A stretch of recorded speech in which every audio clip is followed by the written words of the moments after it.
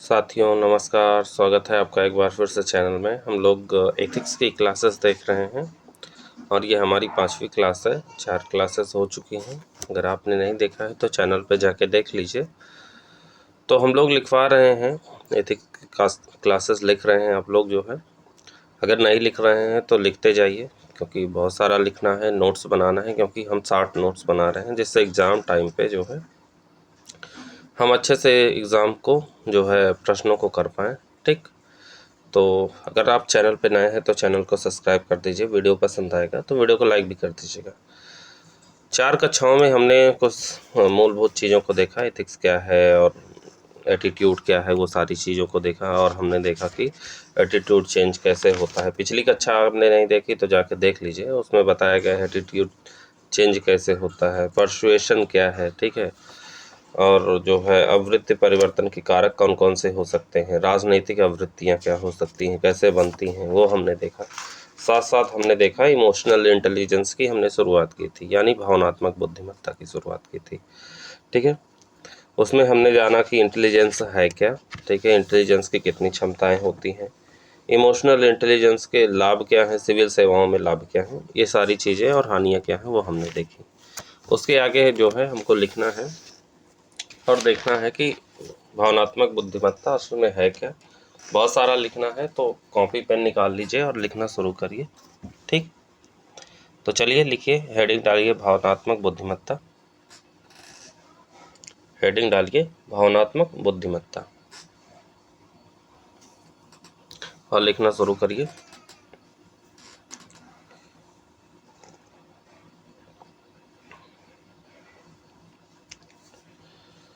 लिखिए भावनात्मक बुद्धिमत्ता,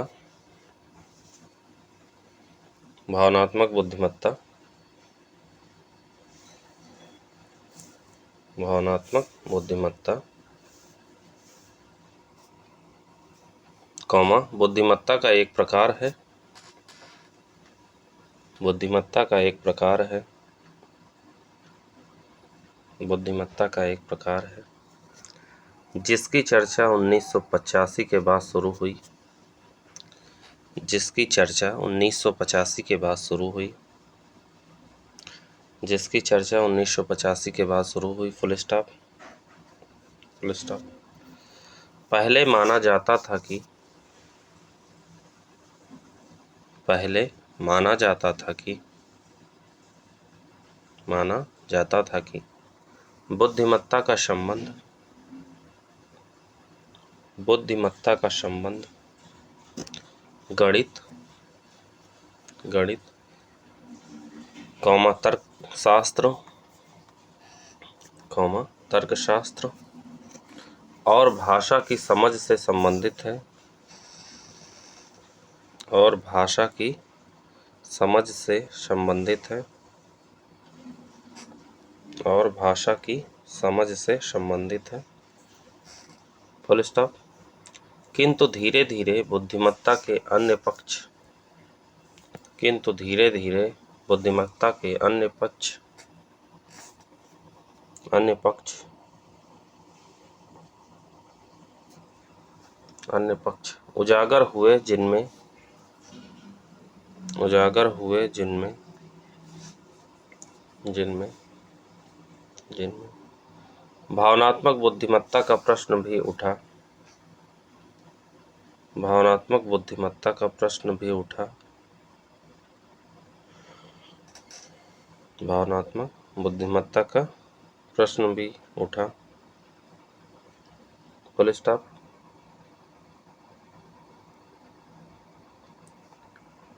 1983 में हावर्ड गार्डनर द्वारा,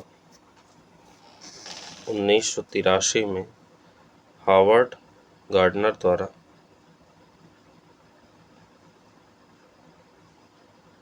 हावर्ड गार्डनर द्वारा दिया गया बहुल बुद्धिमत्ता का सिद्धांत, दिया गया बहुल बुद्धिमत्ता का सिद्धांत, दिया गया बहुल बुद्धिमत्ता का सिद्धांत, सिद्धांत अत्यधिक चर्चित रहा, अत्यधिक चर्चित रहा, अत्यधिक चर्चित रहा, कॉमा जिसमें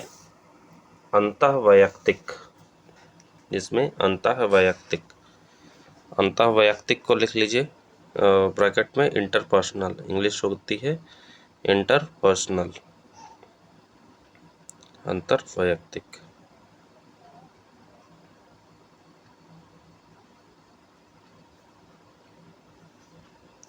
और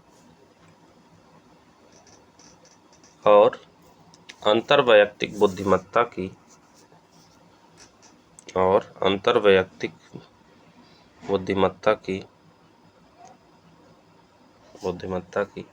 धारणा प्रस्तुत की गई,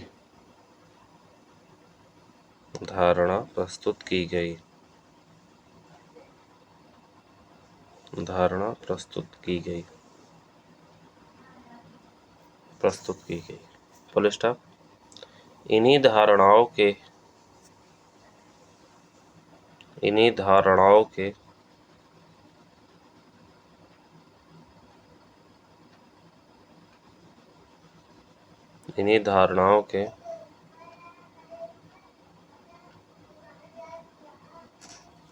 आधार पर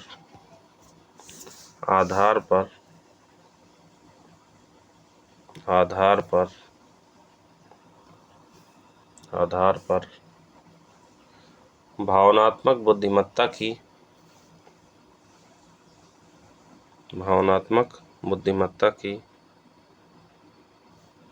बुद्धिमत्ता की अवधारणा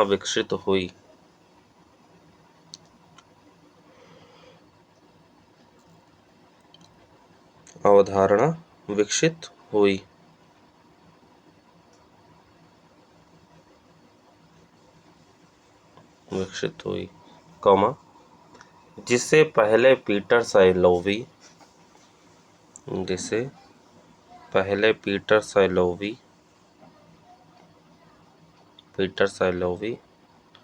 और जॉन मेयर ने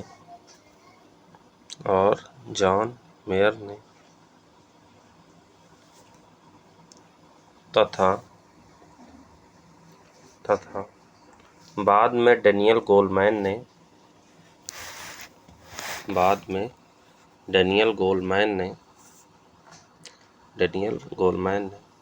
शोध के साथ प्रस्तावित किया।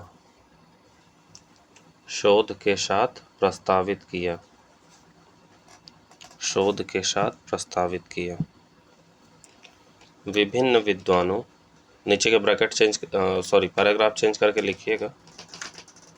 विभिन्न विद्वानों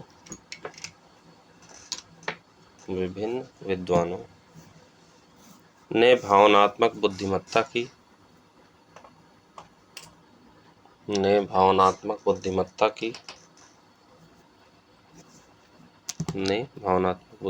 की व्याख्या अलग अलग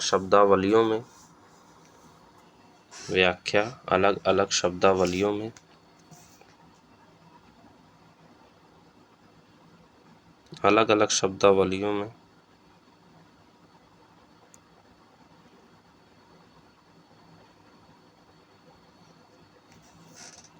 की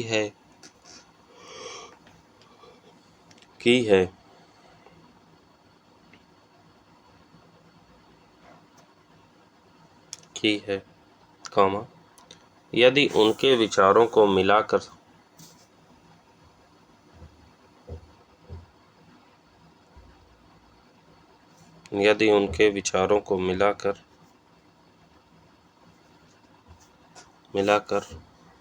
सरल भाषा में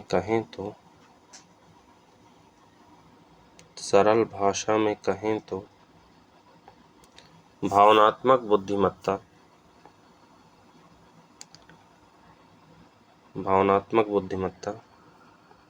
चार क्षमताओं का समुच्चय है। डैश लगा के नंबर 1 लिखिए।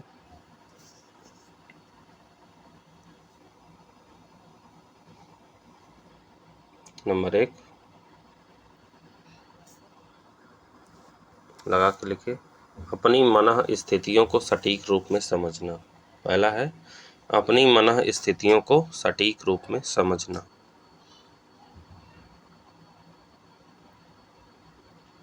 अपनी मन स्थितियों को सटीक रूप में समझना।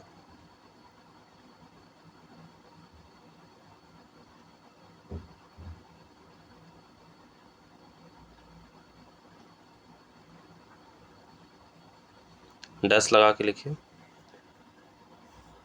इसका अर्थ है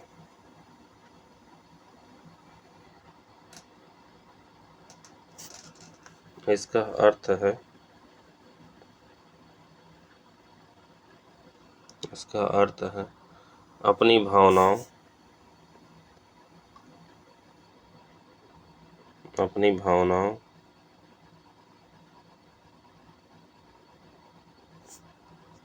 विचारों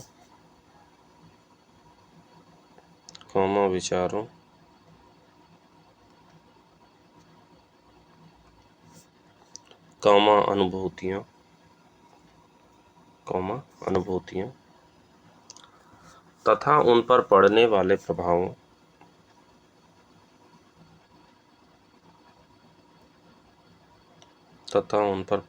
प्रभावों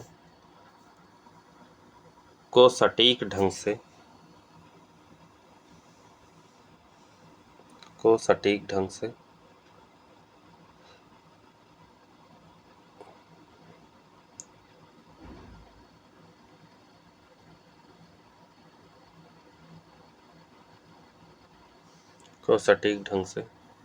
समझने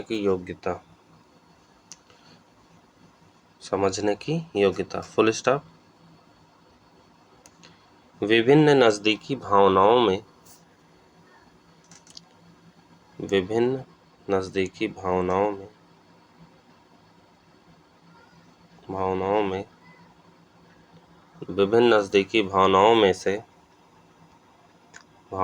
से अपनी मन स्थिति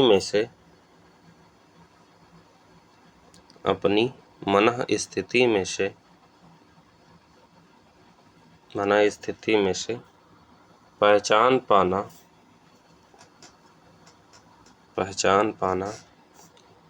जैसे प्रतिस्पर्धा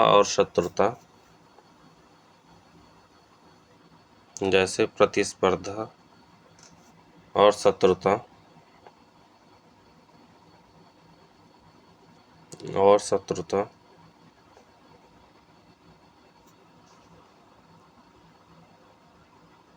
शत्रुता में अंतर कर पाना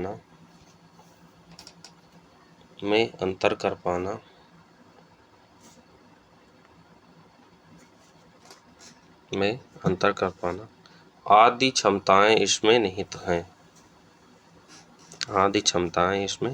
हैं। Full stop. अगला लिखिए नंबर 2।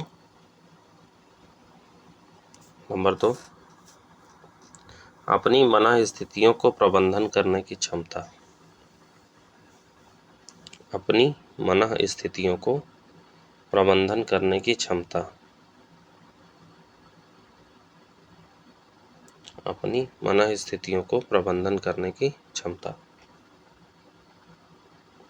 डैश लगा के लिखिए। भावनात्मक बुद्धिमत्ता से युक्त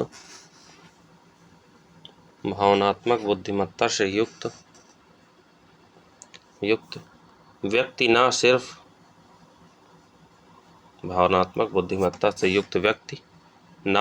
अपनी मन स्थितियों को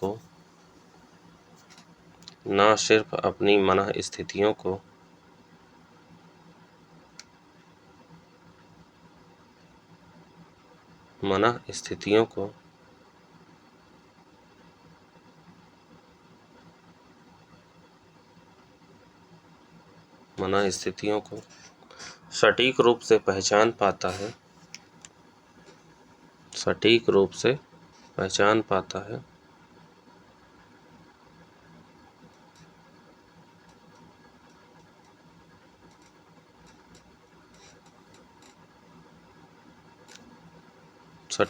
पहचान पाता है बल्कि बल्कि आत्मनियमन। ब्रैकेट में लिख लीजिए सेल्फ रेगुलेशन, सेल्फ रेगुलेशन, आत्म नियमन। और अभिप्रेरण, और आत्म अभिप्रेरण, ब्रैकेट में लिख लीजिए सेल्फ मोटिवेशन, ब्रैकेट में लिख लीजिए सेल्फ मोटिवेशन। भी कर पाता है, भी कर पाता है, फुल स्टॉप। अपनी नकारात्मक भावनाओं को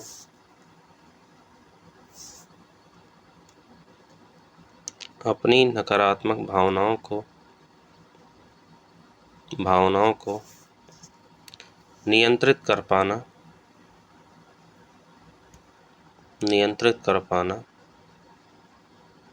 कौमा,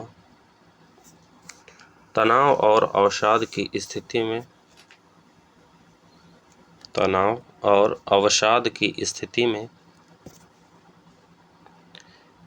में खुद को बिखरने से रोकना, खुद को बिखरने से रोकना, कौमा, किसी के बहकावे में आने से खुद को रोकना।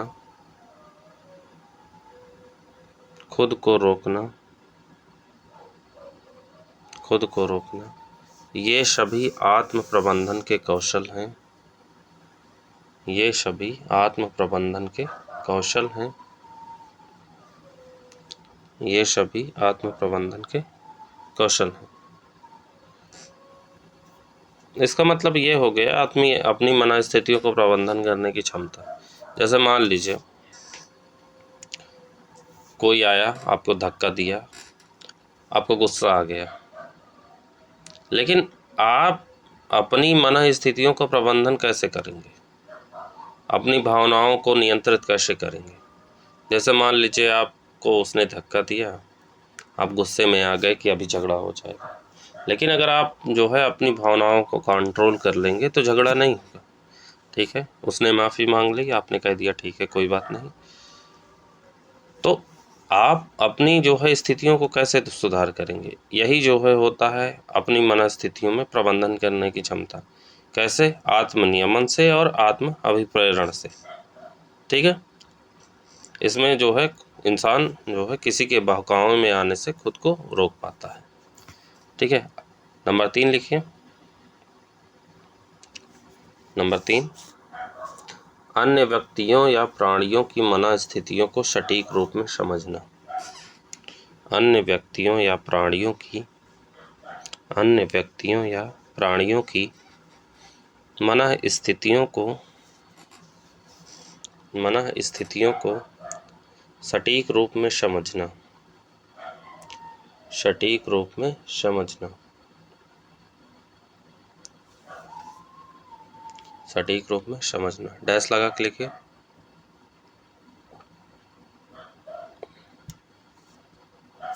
इसका अर्थ है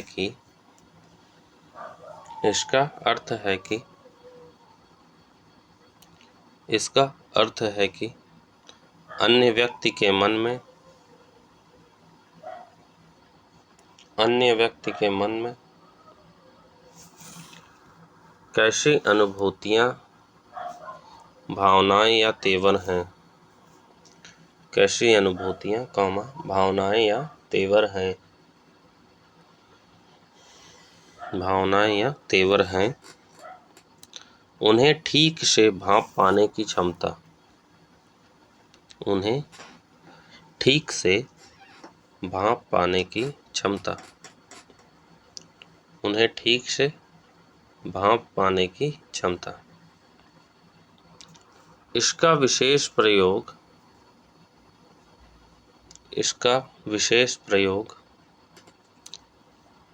तब होता है जब कोई व्यक्ति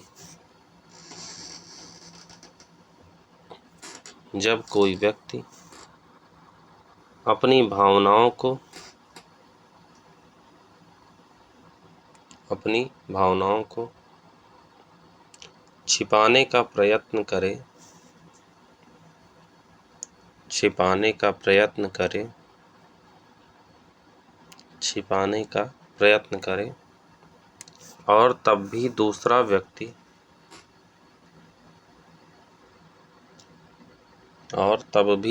व्यक्ति सटीक अनुमान कर ले, सटीक अनुमान कर ले, फुल स्टॉप। इसी क्षमता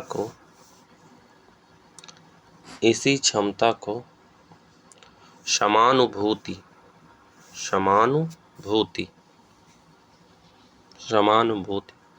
के नाम से भी जाना जाता है, के नाम से भी जाना जाता है, फुल स्टॉप। नंबर 4 लिखिए।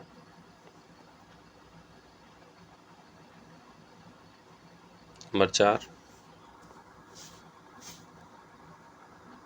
अन्य व्यक्तियों या प्राणियों की भावनाओं का प्रबंधन करना, अन्य व्यक्तियों या प्राणियों की भावनाओं का प्रबंधन करना, अन्य व्यक्तियों या प्राणियों की भावनाओं का प्रबंधन करना, प्रबंधन करना, डैश लगा के लिखिए। इस क्षमता को सामाजिक दक्षता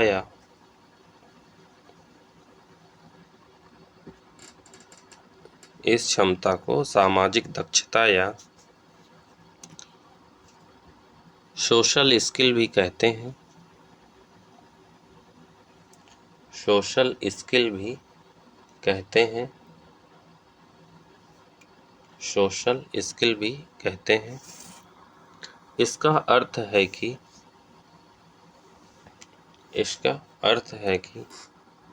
भावनात्मक रूप से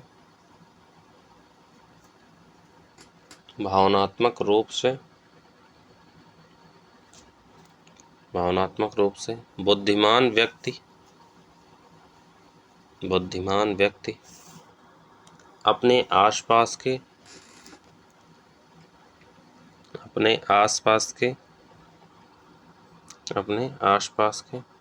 व्यक्तियों की मनःस्थितियों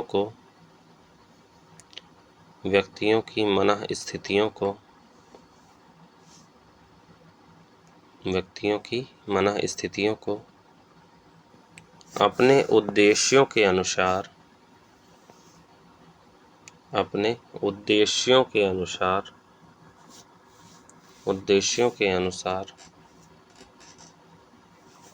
प्रभावित कर सकता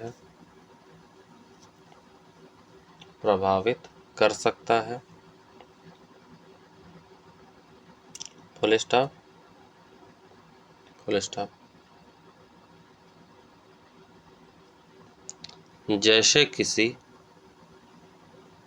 जैसे डैश लगा के किसी मित्र के दुखी होने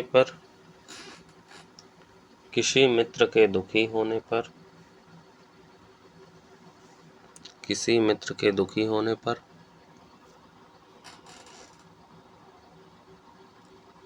ऐसा वातावरण बनाना कि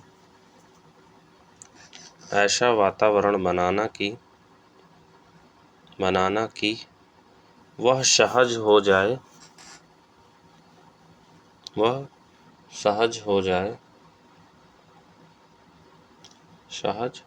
फुल स्टॉप। या किसी बच्चे को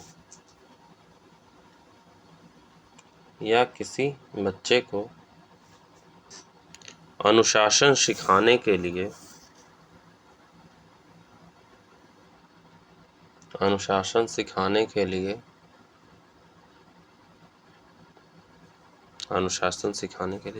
नाराज होने का अभिनय करना आदि, नाराज होने का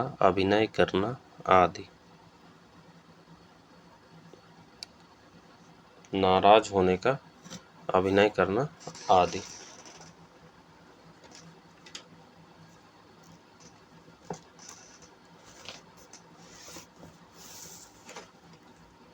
नाराज होने का अभिनय करना आदि।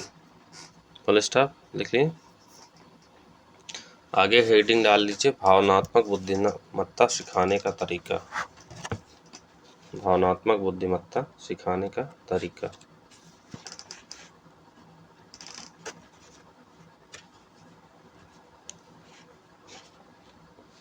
हेडिंग डाल लीजिए, भावनात्मक बुद्धिमत्ता सिखाने के तरीके।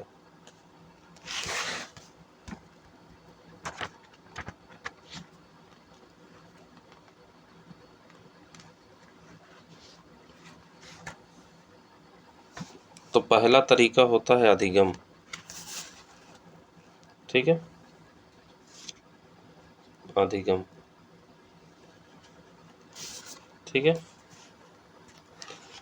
एक तो जिसे लर्निंग कहते हैं, ठीक है, लर्निंग कहते हैं जिसे, ठीक है। पहला तरीका क्या हो सकता है? लर्निंग होता है, यानी अधिगम, जिसमें कि पहला होता है कॉग्निटिव लर्निंग, यानी संज्ञानात्मक अधिगम। कौन सा? संज्ञानात्मक अधिगम।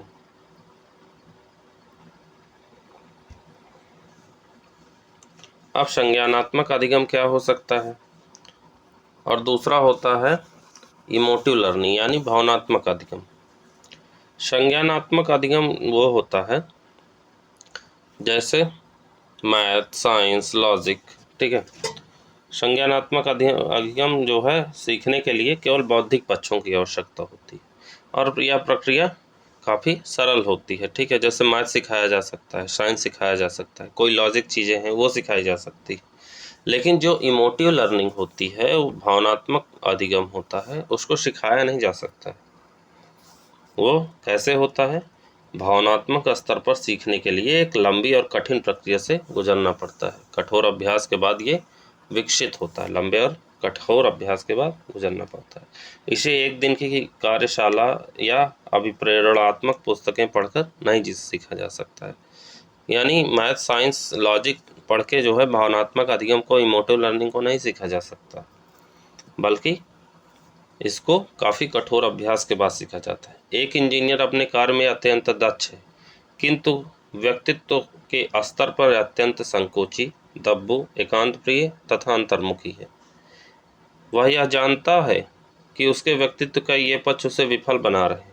यदि कोई मनोवैज्ञानिक उसे बताए कि उसके अजनबियों से अधिक बात करना चाहिए, मित्रों या सहकर्मियों के साथ घूमने फिरने के लिए बार बार जाना चाहिए, कुछ ऐसे मित्र बनाने चाहिए जिनसे अपनी हर बात जो है कह सके, तो सीखने की यह प्रक्रिया भावनाओं से संबंधित होकर भी संज्ञानात्मक ही है, क्योंकि उसे बौद्धिक स्तर पर कुछ सूचनाएं प्राप्त हुई हैं। सीखने का भावनात्मक स्तर वह होगा जहां ये सुझाव उसकी भावनाओं तथा व्यवहारों के स्तर तक पहुंच जाए और वह अंततः ऐसी स्थितियों में ही इन्हीं विकल्पों को चुनने लगे, ठीक है। तो इसका मतलब क्या हुआ? लर्निंग हमारी दो तरह की हो गई, संज्ञानात्मक अधिगम और भावनात्मक अधिगम, ठीक। एक शब्द होता है सीरियो, CREIO,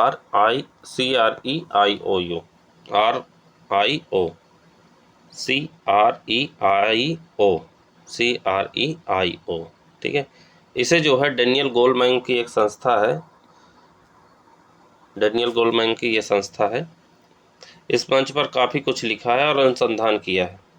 उनका मूल तर्क सिखाने की दो प्रक्रिया होती है, जिसे मतलब इमोटिव लर्निंग और कॉग्निटिव लर्निंग कहते हैं, ठीक है, जिसके बारे में हमने बात की।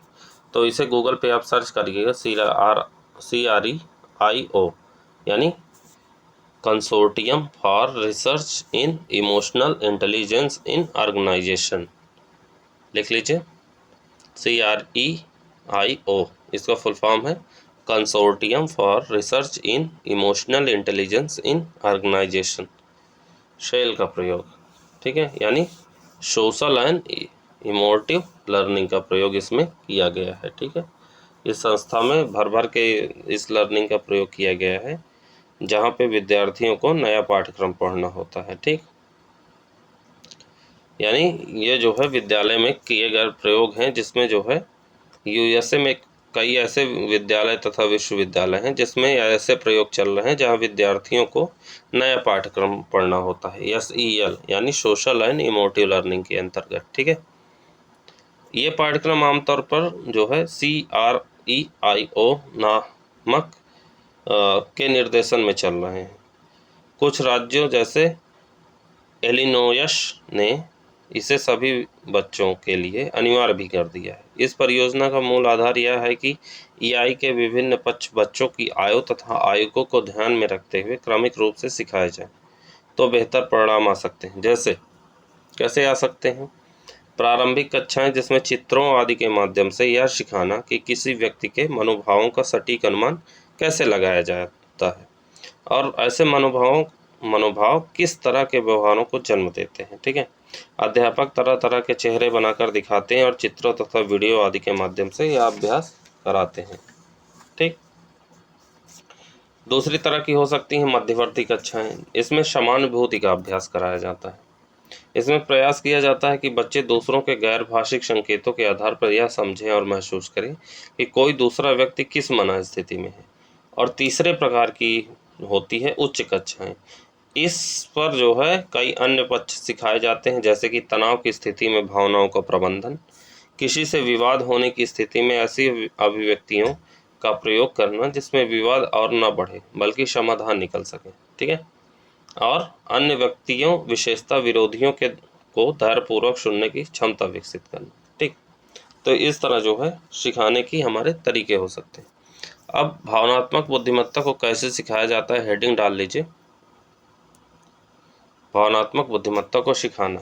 जो अभी हमने बताया है तो उसको जो है सिखाने का तरीका लिख लीजिए, भावनात्मक बुद्धिमत्ता को सीखना, हेडिंग डाल लीजिए।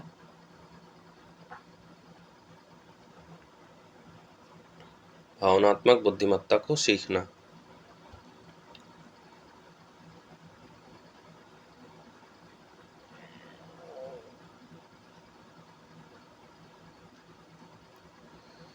लिखिए, भावनात्मक बुद्धिमत्ता की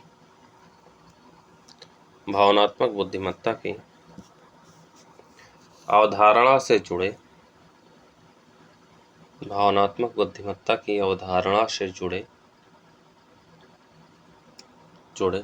प्रसिद्ध चिंतक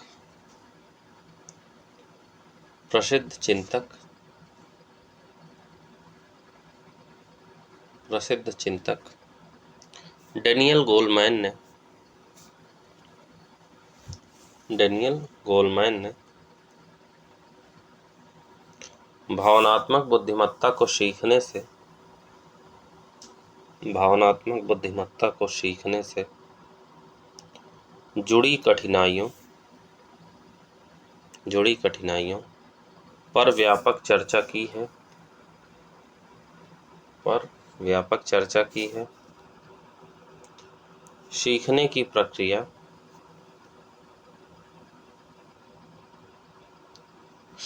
की प्रक्रिया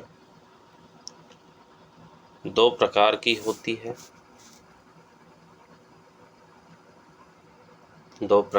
होती है।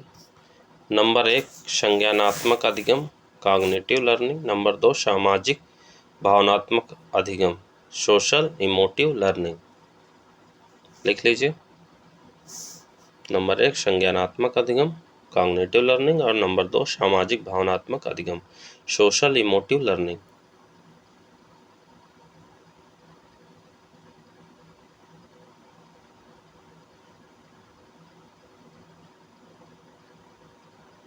पैराग्राफ चेंज करके लिखिए, संज्ञानात्मक अधिगम का अर्थ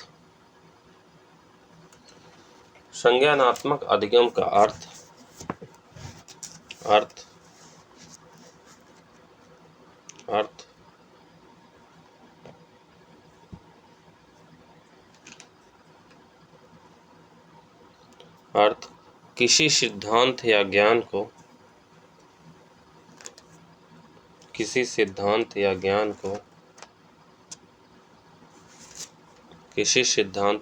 को समझने से है, और यह प्रक्रिया सिर्फ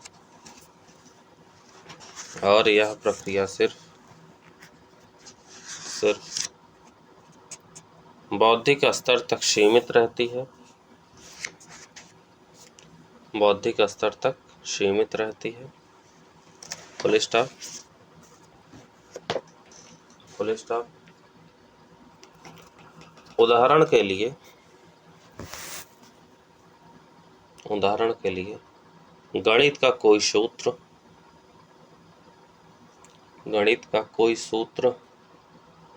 या विज्ञान का कोई नियम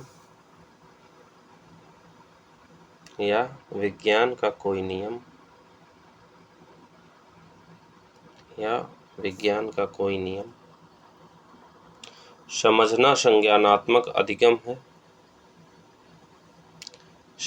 संज्ञानात्मक अधिगम है। Full stop.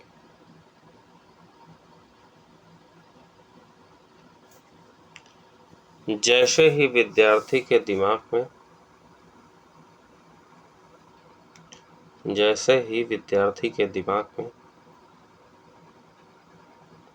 में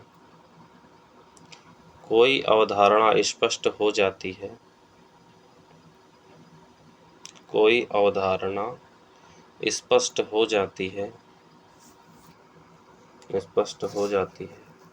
वैसे ही सीखने की यह प्रक्रिया पूरी हो जाती है।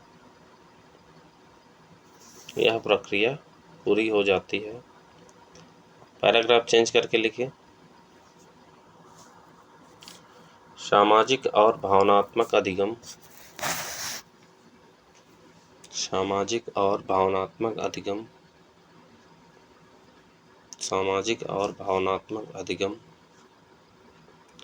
तुलनात्मक रूप से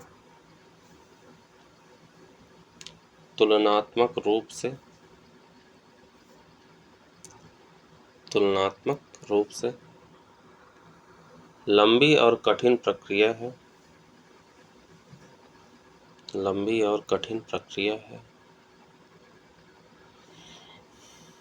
और भावनात्मक बुद्धिमत्ता को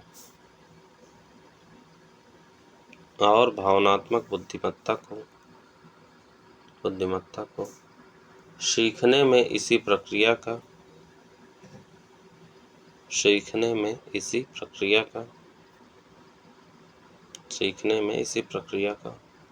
पालन करना होता है। Full stop.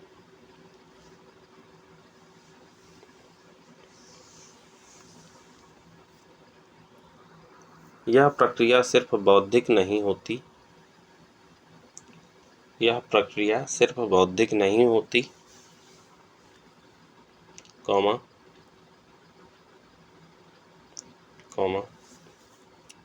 इसमें भावनात्मक और क्रियात्मक पक्ष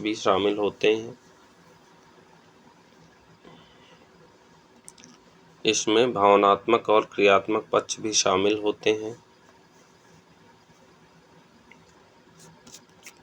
इसमें भावनात्मक और क्रियात्मक पक्ष भी शामिल होते हैं।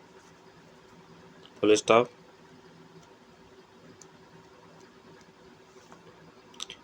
और लंबा अभ्यास अपेक्षित होता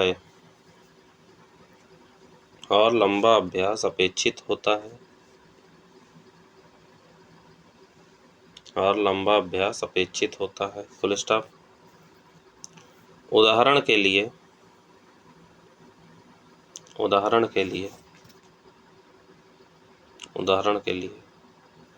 यदि किसी अंतर्मुखी व्यक्ति को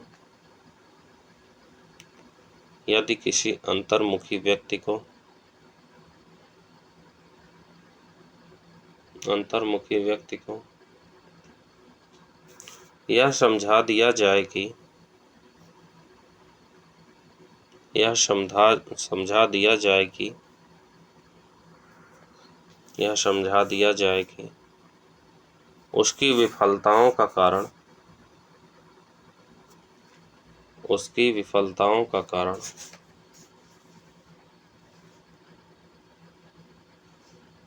उसकी विफलताओं का कारण उसका मिलनसार ना होना है, उसका मिलनसार ना होना है, उसका मिलनसार ना होना है। तो संज्ञानात्मक अधिगम, तो संज्ञानात्मक अधिगम, संज्ञानात्मक अधिगम यहीं से पूरा हो जाता है, यहीं से पूरा हो जाता है।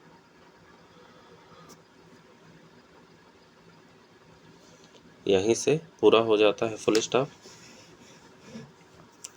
किंतु यह समझने मात्र से, किंतु यह समझने मात्र से, समझने मात्र से उसकी समस्या का समाधान नहीं होता, उसकी समस्या का समाधान नहीं होता, उसकी समस्या का समाधान नहीं होता, फुल स्टॉप। जब तक वह अपनी भीतरी भावनाओं को, जब तक वह अपनी भीतरी भावनाओं को, जब तक वह अपनी भीतरी भावनाओं को नियंत्रित करके, नियंत्रित करके बार बार अजनबी व्यक्तियों से, बार बार अजनबी व्यक्तियों से, अजनबी व्यक्तियों से बात करने का अभ्यास नहीं करेगा,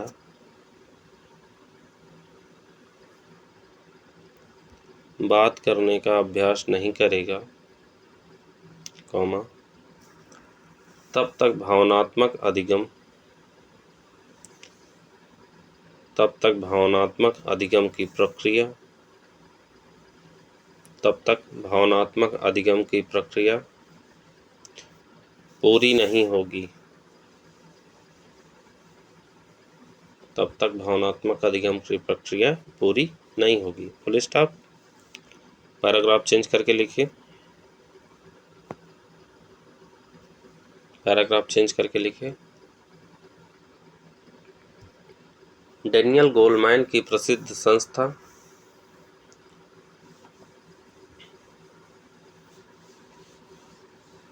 डैनियल गोलमैन की प्रसिद्ध संस्था CREIO, CREIO, प्रसिद्ध संस्था CREIO के शोध का निष्कर्ष यह है कि, के शोध का निष्कर्ष यह है कि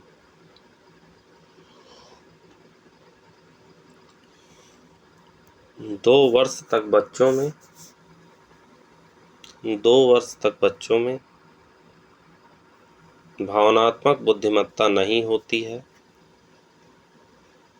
भावनात्मक बुद्धिमत्ता नहीं होती है, फुल स्टॉप। 2 से 7 वर्ष के बीच, 2 से 7 वर्ष के बीच अत्यंत सीमित होती है,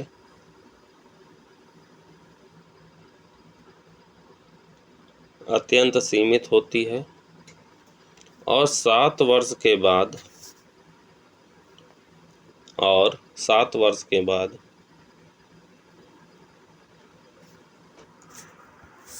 उसे सिखाया जाना आसान होता है,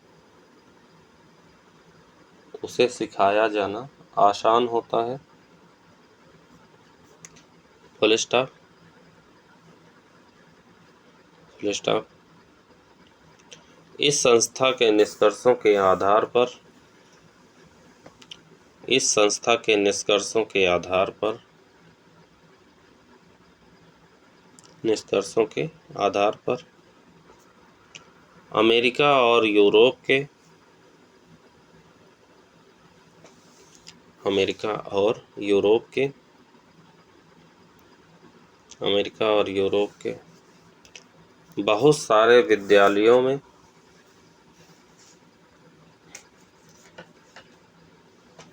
बहुत सारे विद्यालयों में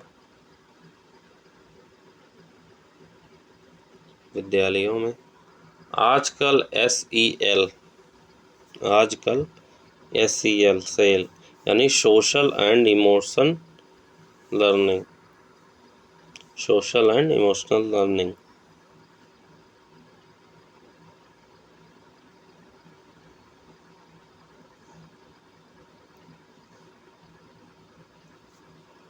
का पाठ्यक्रम चलाया जाता है का पाठ्यक्रम चलाया जाता है ताकि बच्चे शुरुआती जीवन से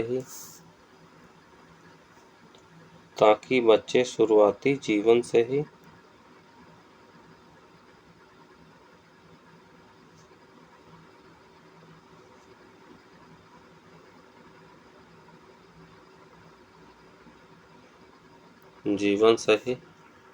भावनात्मक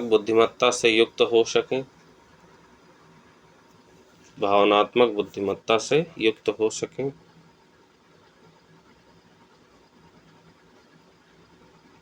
फुल स्टॉप।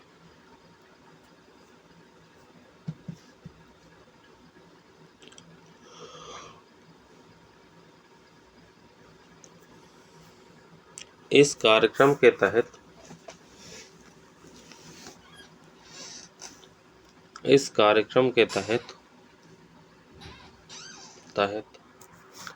प्राथमिक विद्यालयों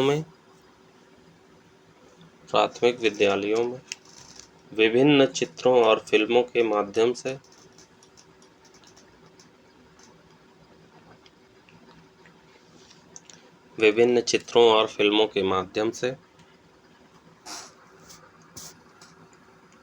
चेहरों के हाव भाव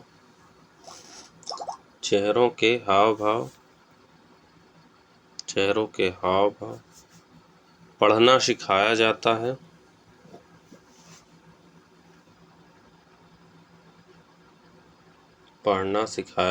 है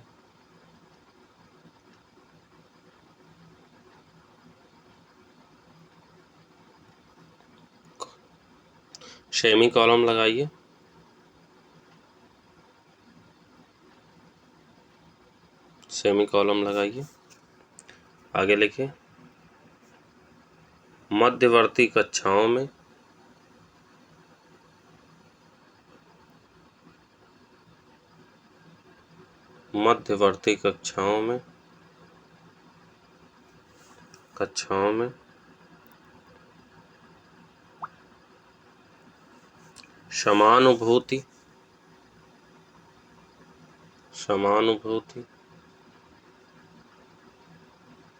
समानुभूति या एम्पैथी का अभ्यास कराया जाता है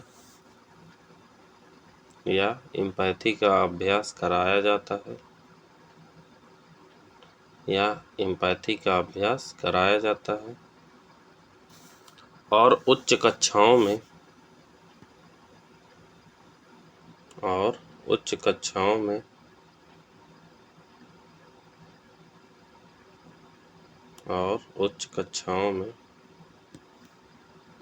आत्म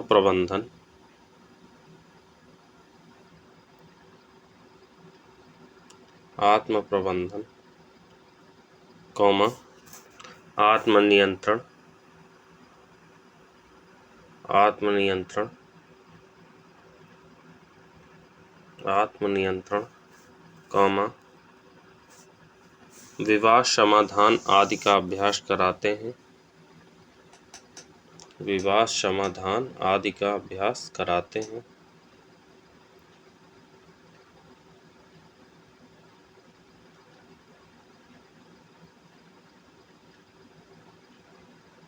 विवाद समाधान आदि का अभ्यास कराते हैं फुल स्टॉप। आगे लिखिए। रोजर बीजबर्ग के अनुसंधान का निष्कर्ष यह है रोजर बीजबर्ग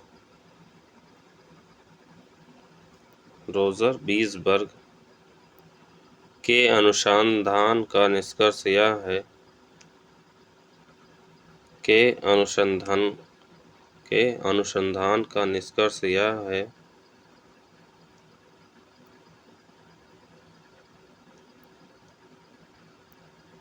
है कि जिन बच्चों को यह शिक्षा दी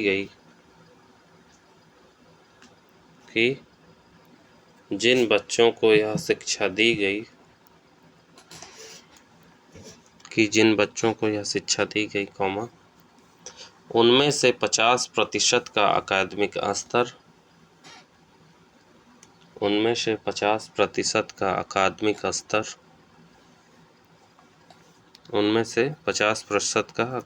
स्तर बेहतर हुआ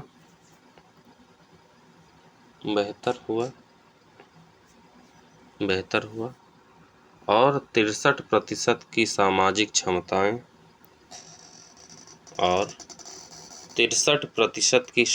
क्षमताएं पहले से बेहतर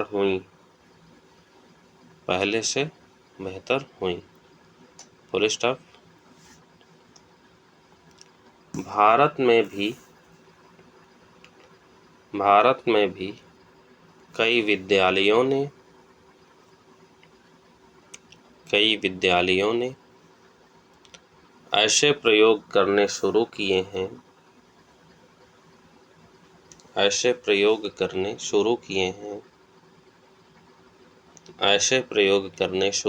हैं कॉमा जो यूनेस्को के सेल के कार्यक्रम से जुड़े हैं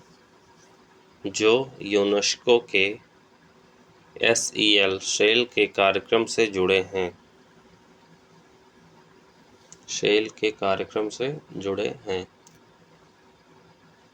फुल स्टॉप। अब हेडिंग डालिए स्वयं सीखने के तरीके।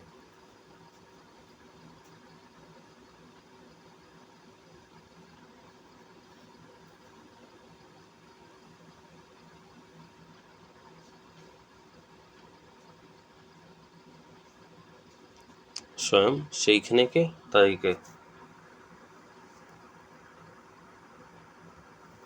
नंबर 1,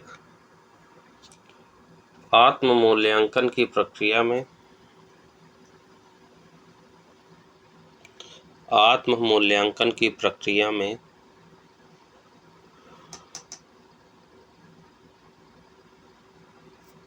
शामिल होना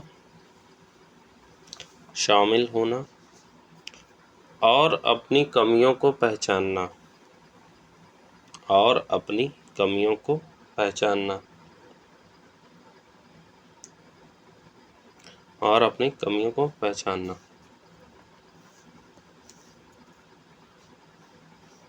यानी इसका मतलब ये है कि जो है आत्म मूल्यांकन की प्रक्रिया में अपनी कमियों को खुलकर स्वीकार करना, ठीक है, ना कि उन्हें छिपाना।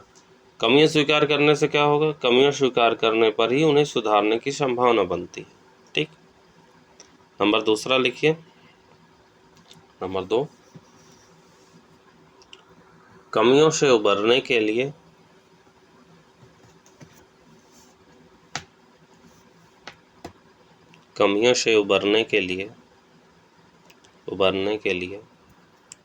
निश्चित उद्देश्य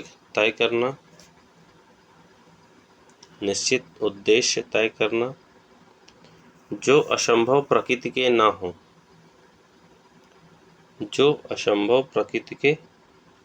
हो।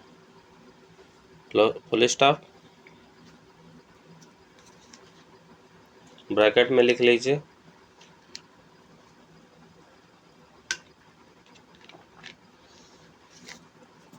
जैसे यह उद्देश्य की सप्ताह में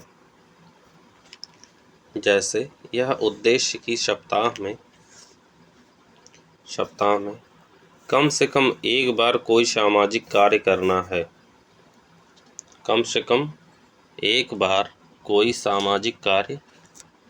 है। Full stop. Bracket close. Number 3 लिखिए।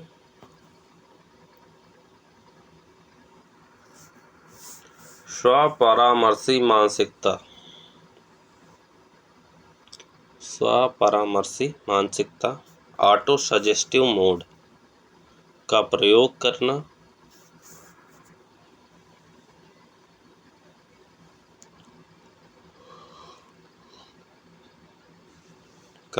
करना, अर्थात हर समय खुद को सुझाव देते रहना, अर्थात हर समय खुद को सुझाव देते रहना, अर्थात हर समय खुद को सुझाव देते रहना, फुल स्टॉप। नंबर 4, विवादों का समाधान करने की प्रक्रिया में, विवादों का समाधान करने की प्रक्रिया में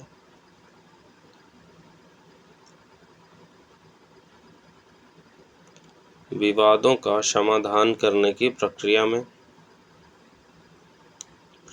में अनावश्यक बातों को तूल देने से बचना, अनावश्यक बातों को तूल देने से बचना, अनावश्यक बातों को तूल देने से बचना, कॉमा, विरोधी व्यक्ति के दृष्टिकोण से, विरोधी व्यक्ति के दृष्टिकोण से भी,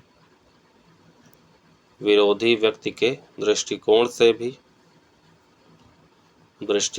भी समस्या को देखना, समस्या को देखना,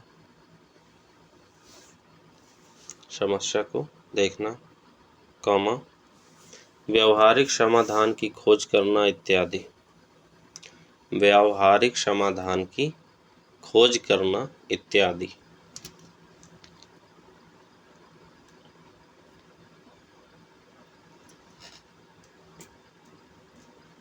इत्यादि, फुल स्टॉप।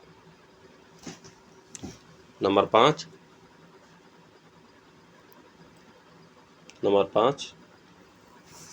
तनाव के क्षणों में,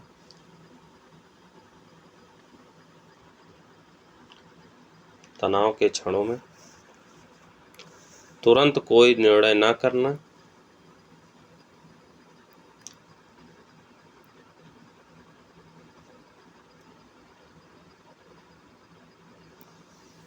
तुरंत कोई निर्णय न करना, अर्थात निर्णय को स्थगित कर देना,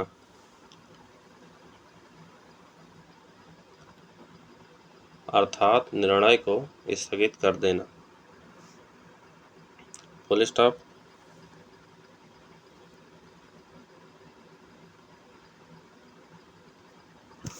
हंसी मजाक,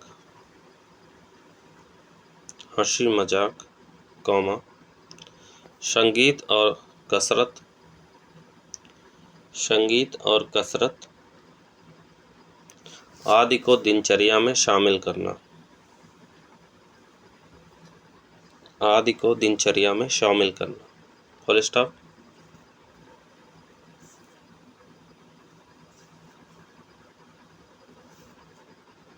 ठीक, यानी इसका मतलब क्या हुआ? इसका मतलब हुआ कि तनाव में उसे बहुत ज़्यादा क्रोध अगर किसी व्यक्ति को आता हो या फिर अवसादग्रस्त हो जाता हो, इस अध्ययन के रूप में कुछ ऐसी तकनीकें शामिल हैं जिसमें क्या करना चाहिए कि उस स्थिति से जो है उस व्यक्ति को तुरंत राहत मिल सके। अगर तेज गुस्सा आता है किसी व्यक्ति को तो शांत संगीत सुनना चाहिए या किसी प्रिय व्यक्ति से फ़ोन करके बात करना चाहिए। यदि अवसाद होता है तो तेज गति का संगीत सुनना या साइकिलिंग जैसी क्रिया करना, साथ ही अपने ध्यान से उस मुद्दे को भटकाना भी एक उपाय शामिल है। ठीक है, तो ये रहा हमारा इमोशनल इंटेलिजेंस। अब उससे कुछ जुड़े प्रश्न लिख लीजिए और लिख के मुझे भेजिएगा टेलीग्राम पे, मैं आपकी कॉपी जांचूंगा। उम्मीद है आपको ये जो है भावनात्मक और बुद्धिमत्ता पसंद आया होगा, समझ में आया होगा। नहीं समझ में आया है तो मुझसे पूछ लीजिएगा, मैं एक बार फिर समझा दूंगा। तो भावनात्मक बुद्धिमत्ता लिखिए। पहला प्रश्न, जो प्रश्न आने की पूर्ण संभावना है। ठीक है, इस तरह के प्रश्न पूछे जा सकते हैं। तो लिखिए पहला प्रश्न। पहला है, भावनात्मक बुद्धिमत्ता क्या है? लिखिए, भावनात्मक बुद्धिमत्ता क्या है? क्या है? इसका भावनाओं और बुद्धिमत्ता से क्या संबंध है? इसका भावनाओं और बुद्धिमत्ता से क्या संबंध है?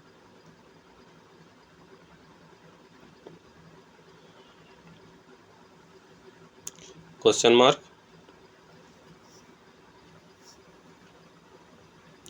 नंबर दूसरा, आपकी राय में व्यक्ति की सफलता में, आपकी राय में व्यक्ति की सफलता में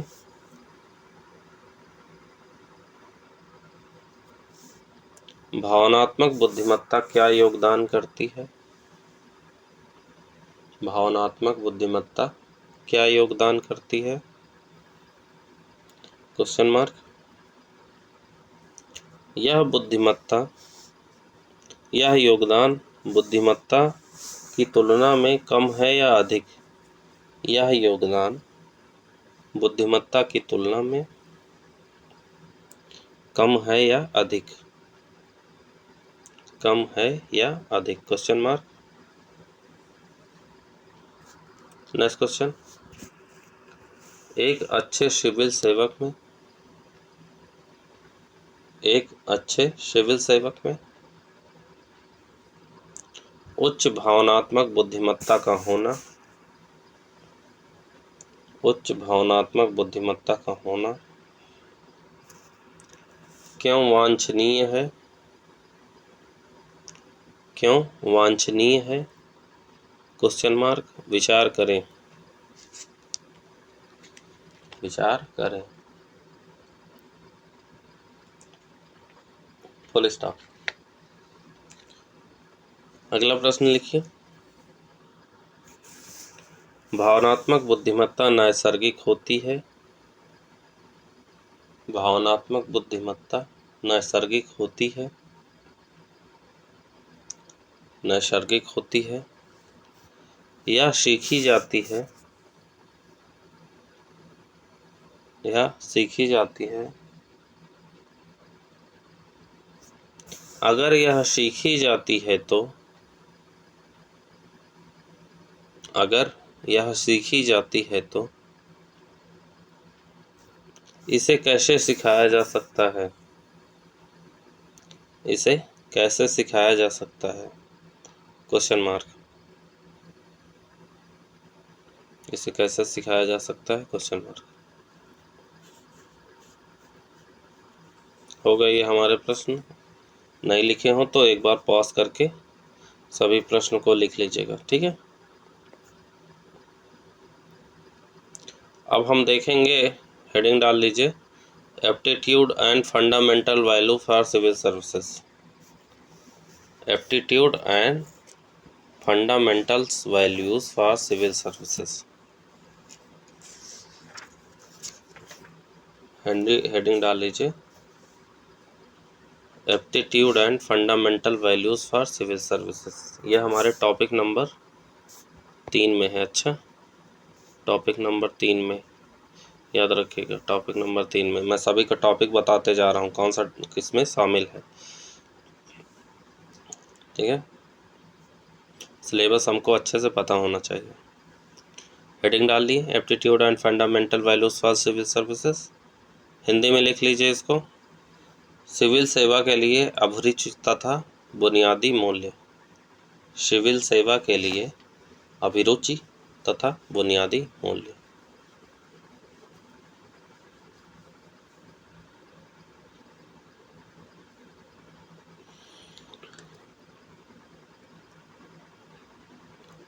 हेडिंग डालिए एप्टीट्यूड। पहले हमको जानना है एप्टीट्यूड क्या है, ठीक है, व्हाट इज एप्टीट्यूड। तो हेडिंग डाल लीजिए एप्टीट्यूड। एप्टीट्यूड में की हिंदी होती है अभिरुचि या प्रतिभा। अभिरुचि या रुचि या प्रतिभा।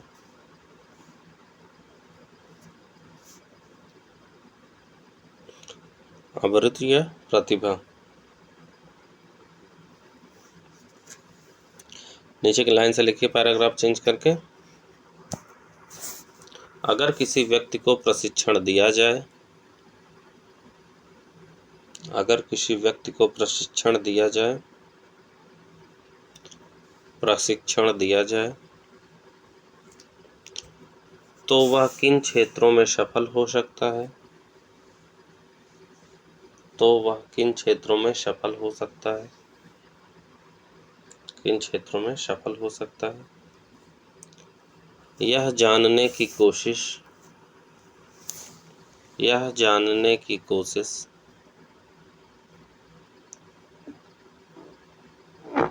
यह जानने की कोशिश एप्टीट्यूड ब्रैकेट में अभिरुचि कहलाती है, एप्टीट्यूड कहलाती है।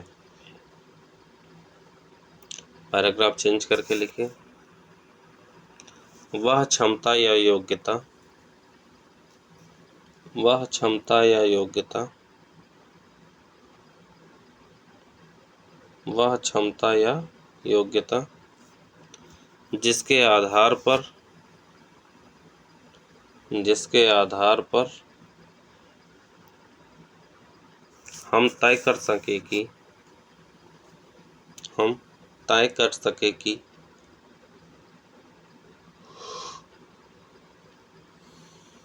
व्यक्ति को कौन से क्षेत्र में, व्यक्ति को कौन से क्षेत्र में प्रशिक्षण दिया जाए कि, प्रशिक्षण दिया जाए कि वह सफल हो जाएगा, वह सफल हो जाएगा। Full stop. पैराग्राफ चेंज करके लिखिए। पैराग्राफ चेंज करके लिखिए। अभिरुचि का अर्थ है, अभिरुचि का अर्थ है, अर्थ है व्यक्ति की क्षमताओं का, व्यक्ति की क्षमताओं का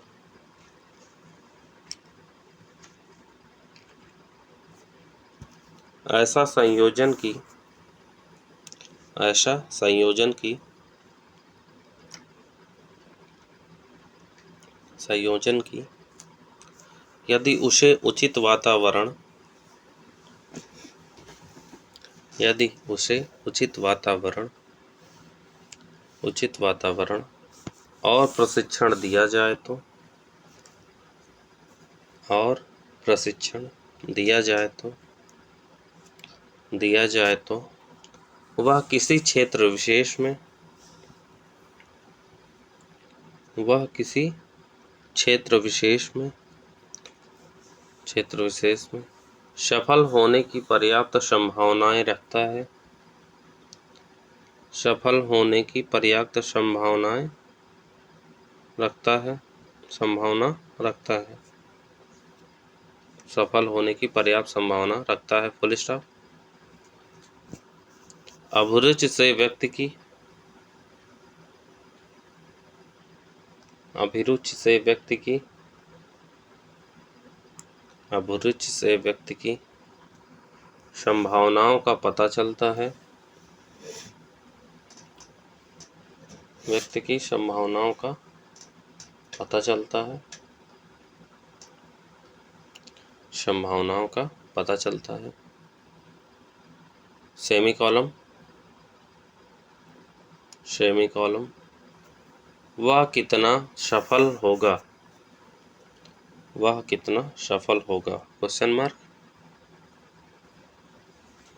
वह कितना सफल होगा, क्वेश्चन मार्क। यह प्रशिक्षण और अभ्यास पर निर्भर करता है, यह प्रशिक्षण और अभ्यास पर निर्भर करता है।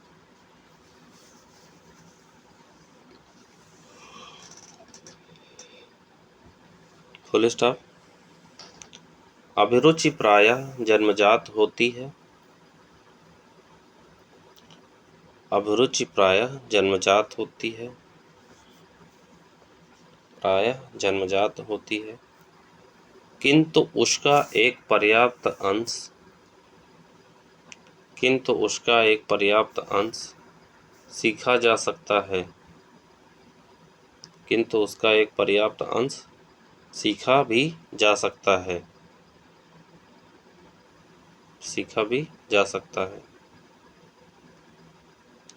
इससे रिलेटेड कुछ क्वेश्चन लिख लीजिए। लिखिए क्वेश्चन नंबर 1।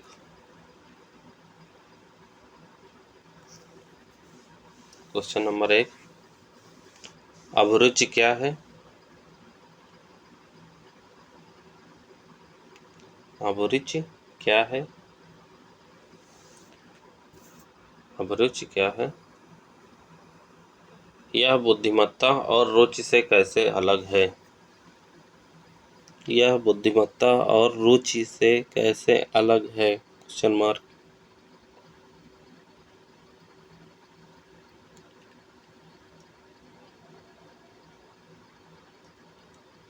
नंबर 2, सिविल सेवा के लिए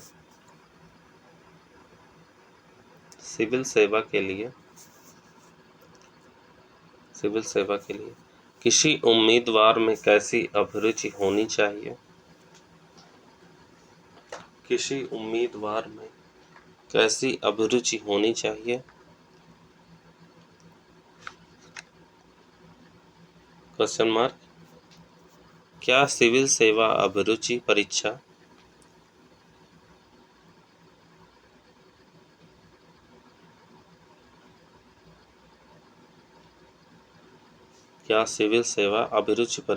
ब्रैकेट में सीसैट लिख लीजिए।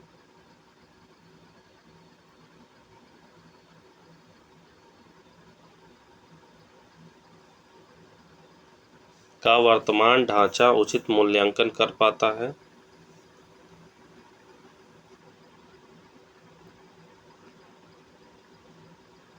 का वर्तमान ढांचा उचित मूल्यांकन कर पाता है?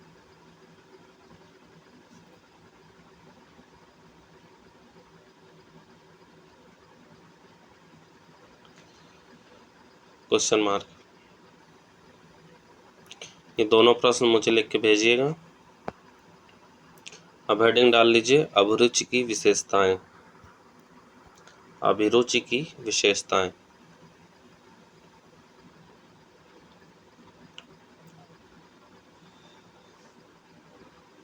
नंबर 1,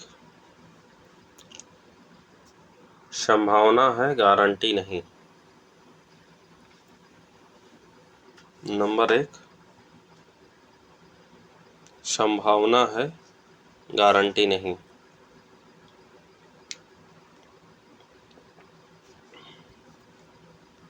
संभावना है गारंटी नहीं। नंबर 2, जन्मजात भी होती है, सीखी भी जा सकती है।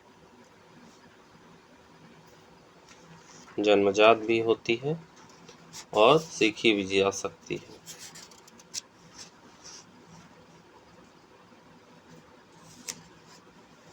जन्मजात भी होती है और सीखी भी जा सकती है।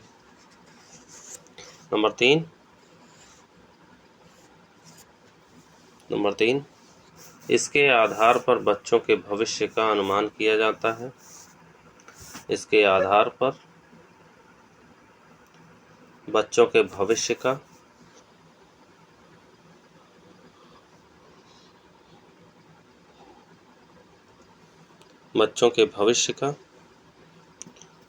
अनुमान किया जाता है। और यही इसका मूल उद्देश्य है।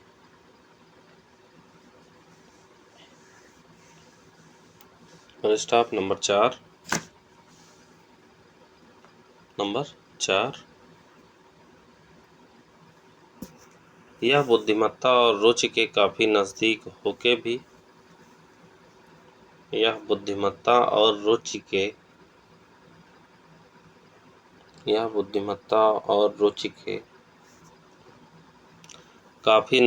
होके भी उनसे अलग है।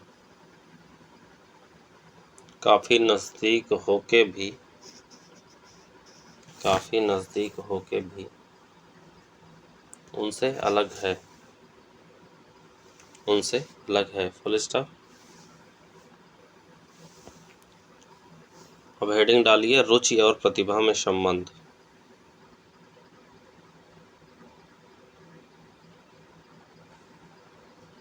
हेडिंग डाल लीजिए रुचि और प्रतिभा में संबंध। एक एक करके सबको देखेंगे रुचि और प्रतिभा में क्या संबंध होता है।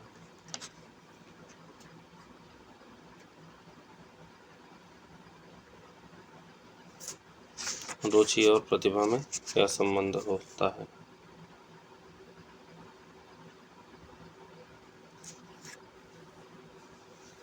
तो देखिए इसको डायग्राम के माध्यम से समझेंगे कि रुचि और प्रतिभा में क्या संबंध होता है।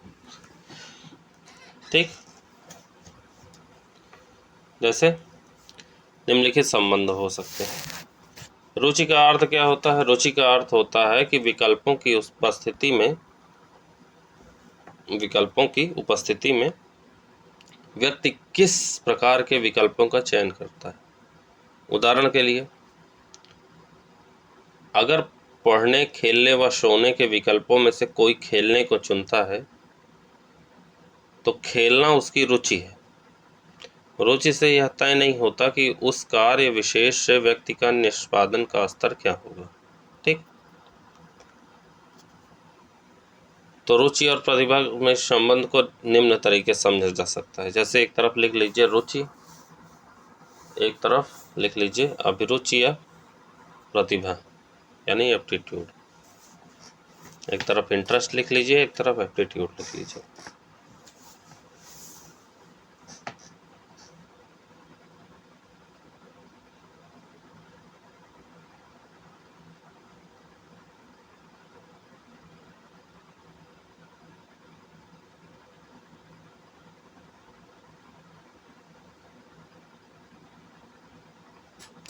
नंबर 1,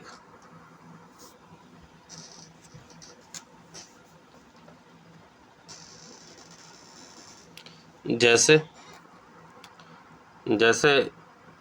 कोई व्यक्ति है जिसको किसी विशेष क्षेत्र के प्रति रुचि हो लेकिन अभिरुचि बिल्कुल ना हो। रुचि तो हो लेकिन अभिरुचि यानी प्रतिभा बिल्कुल नहीं है।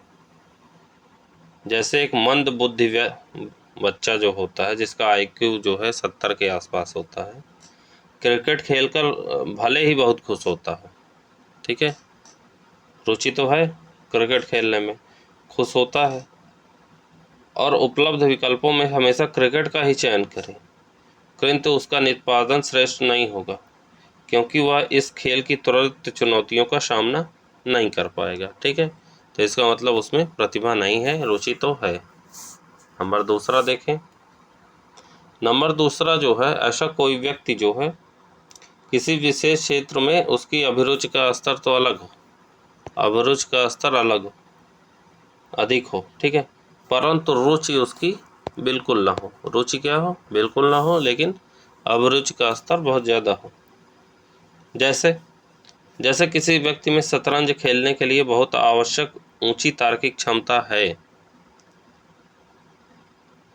है किंतु उसे शतरंज खेलना बिल्कुल पसंद नहीं है।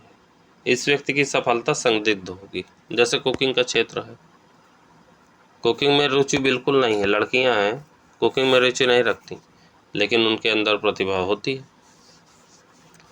ठीक, अगला क्या हो सकता है, ना रुचि हो ना प्रतिभा हो। ठीक है, ना रुचि हो ना प्रतिभा हो, तो इसका मतलब जैसे एक वकील को ना तो पहाड़ पर चढ़ने की रुचि है ना अभिरुचि, तो ऐसे में सफलता की संभावना बिल्कुल नहीं होगी। ठीक, पहाड़ पर चढ़ने की रुचि किसके होगी, जो पहाड़ पर चढ़ना चाहता है।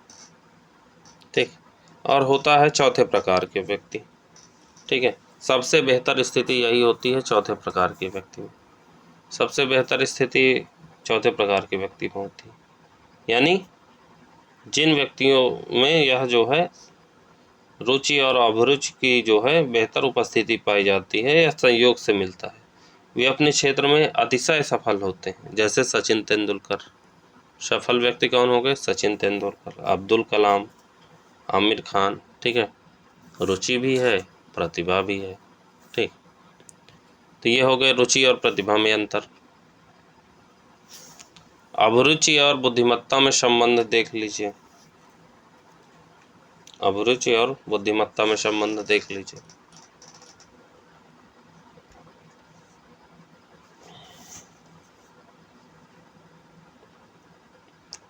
हेडिंग डाल लीजिए, अभिरुचि और बुद्धिमत्ता में संबंध।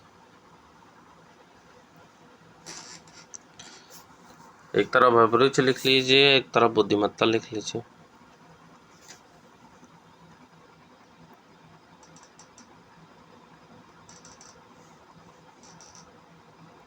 देखिए, जिनमें प्रतिभा भी होती है और बुद्धिमत्ता भी होती है, जिसमें प्रतिभा भी होती है और बुद्धिमत्ता भी होती है, वो ऐसे व्यक्ति होते हैं जो तकनीकी क्षेत्र में जाते हैं या वैज्ञानिक क्षेत्र में जाते हैं, या ठीक है, इंजीनियर, डॉक्टर बनते हैं।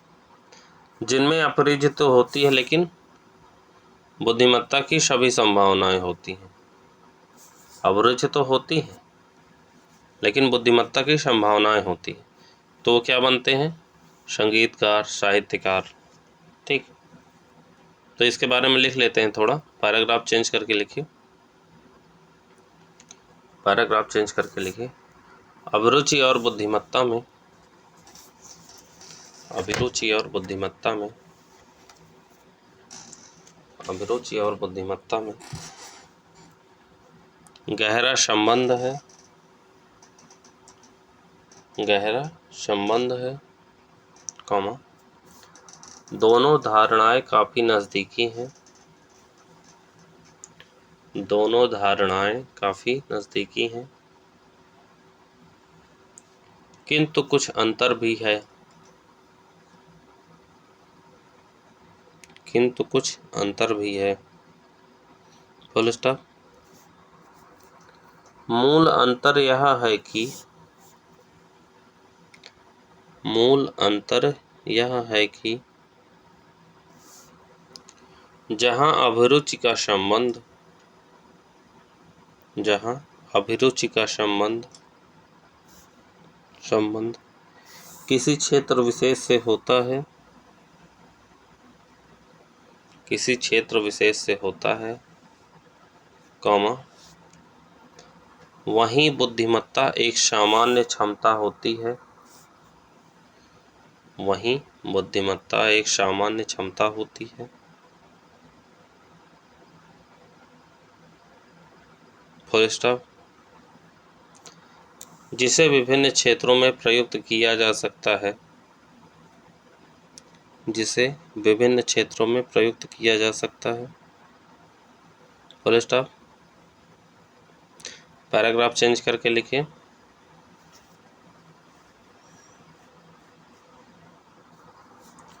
जिन क्षेत्रों में सफलता के लिए, जिन क्षेत्रों में सफलता के लिए उच्च तार्किक क्षमताओं की जरूरत होती है, उच्च तार्किक क्षमताओं की जरूरत होती है, जरूरत होती है, उनमें बुद्धिमत्ता और अभिरुचि, उनमें बुद्धिमत्ता और, उनमें बुद्धिमत्ता और अभिरुचि में ऊंचा सहसंबंध दिखता है, में ऊंचा सहसंबंध दिखता है। Full stop. उदाहरण के लिए वैज्ञानिक या गणितज्ञ, उदाहरण के लिए वैज्ञानिक या गणितज्ञ, वैज्ञानिक या गणितज्ञ बनने के लिए, बनने के लिए यदि किसी की अभिरुचि सकारात्मक है, यदि किसी की अभिरुचि सकारात्मक है, सकारात्मक है, तो इसकी पूर्व शर्त है कि, तो इसकी पूर्व शर्त है कि, पूर्व शर्त है कि उसमें बुद्धिमत्ता का ऊंचा स्तर होगा ही, उसमें बुद्धिमत्ता का ऊंचा स्तर होगा ही। Full stop. लिख लें। पैराग्राफ चेंज करके लिखिए। किंतु जिन क्षेत्रों में सफलता के लिए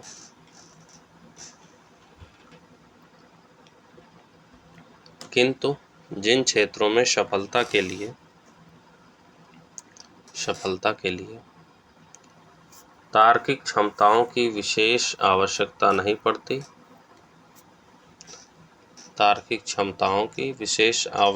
नहीं पड़ती,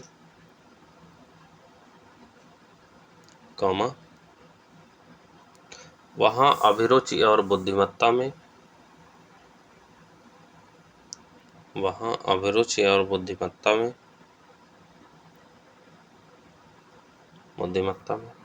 उतना गहरा सहसंबंध नहीं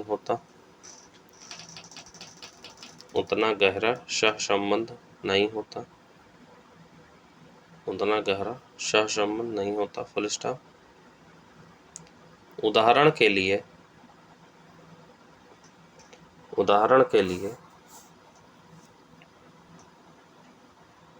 रचनात्मकता से जुड़े हुए किसी भी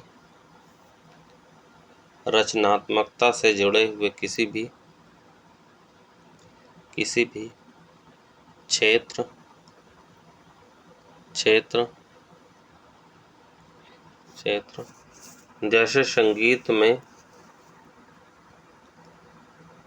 जैसे संगीत में उच्च अभिरुचि होने पर भी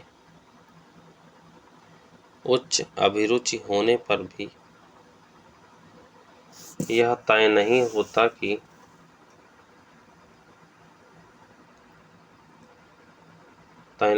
कि उस व्यक्ति की बुद्धिमत्ता का स्तर ऊंचा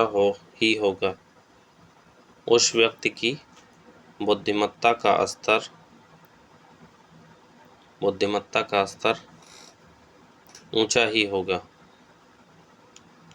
ऊंचा ही होगा। Full stop. अब हेडिंग डाल लीजिए CSAT, civil service aptitude test. CSAT।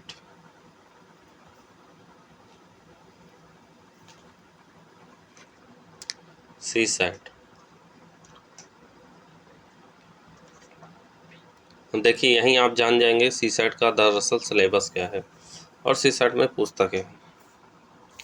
Number 1 basic math,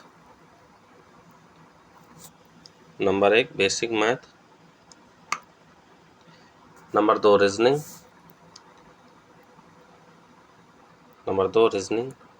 number 3 comprehension,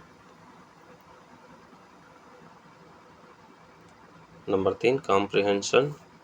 4 decision making, number 5 interpersonal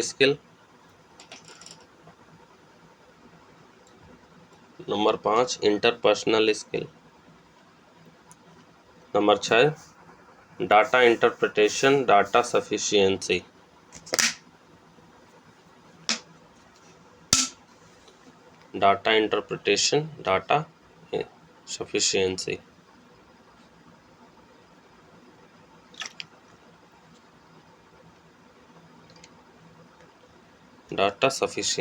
लिख लिए।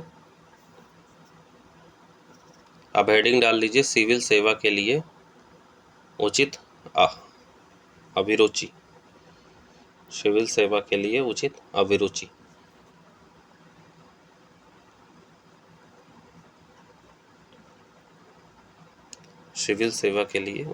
अभिरुचि।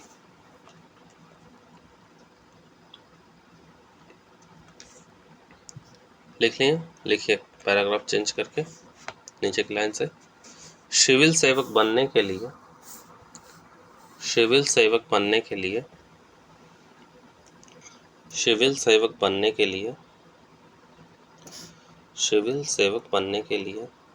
व्यक्ति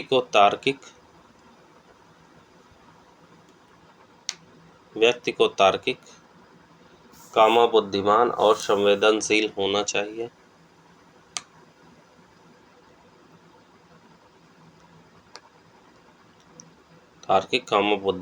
संवेदनशील होना चाहिए।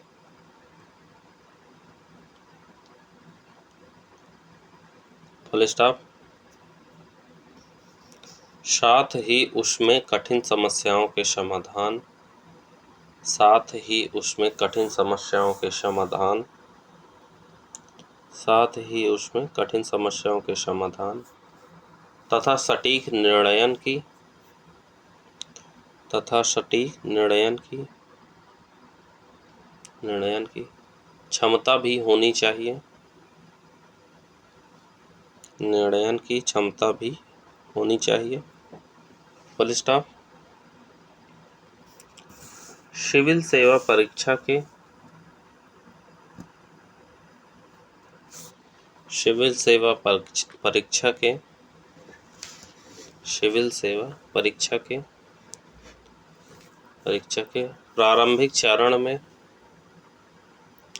प्रारंभिक चरण में सिविल सेवा अभिरुचि परीक्षण, सिविल सेवा अभिरुचि परीक्षण ब्रैकेट में सीसेट का आयोजन इसलिए किया जाता है, का आयोजन इसलिए किया जाता है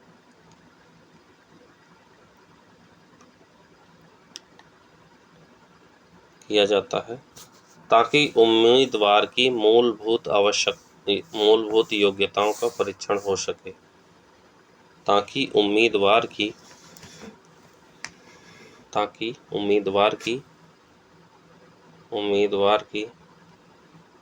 मूलभूत योग्यताओं का परीक्षण हो सके, मूलभूत योग्यताओं का परीक्षण हो सके। Full stop, full stop. Paragraph change करके लिखिए। सिविल सेवा अभिरुचि परीक्षा में, सिविल सेवा अभिरुचि परीक्षा में, अभिरुचि परीक्षा में निम्नलिखित क्षमताओं पर ध्यान दिया जाता है, निम्नलिखित क्षमताओं पर ध्यान दिया जाता है, निम्नलिखित क्षमताओं पर ध्यान दिया जाता है। नंबर का लिख लीजिए, चाहे नंबर ए लिख लीजिए, नंबर चाहे 1 लिख लीजिए।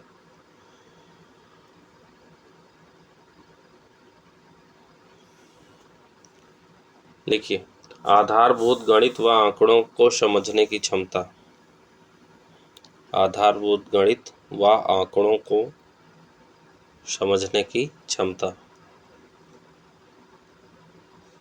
व आंकड़ों को समझने की क्षमता। डैश लगा के आगे लिखिए।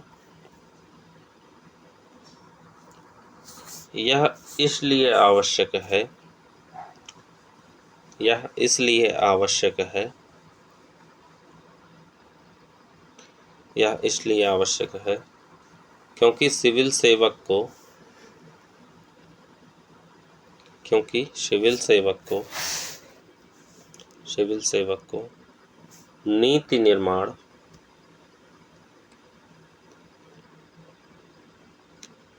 नीति निर्माण, बजट निर्माण, बजट निर्माण, बजट निर्माण जैसे कई महत्वपूर्ण प्रसंगों में, जैसे कई महत्वपूर्ण प्रसंगों में, जैसे कई महत्वपूर्ण प्रसंगों में भागीदारी करनी होती है,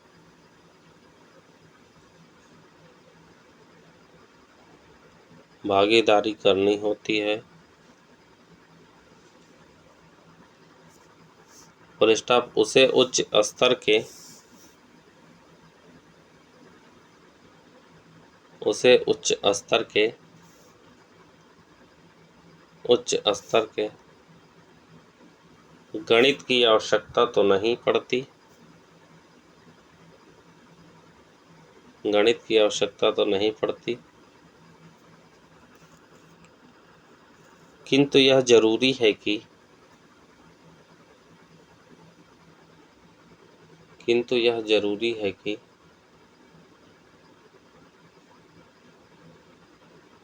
जरूरी है कि उसे बुनियादी गणनाएं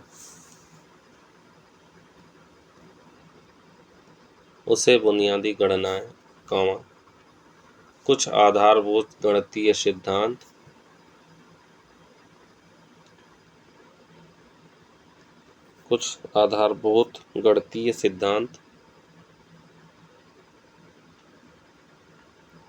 और विभिन्न प्रकार के रेखाचित्र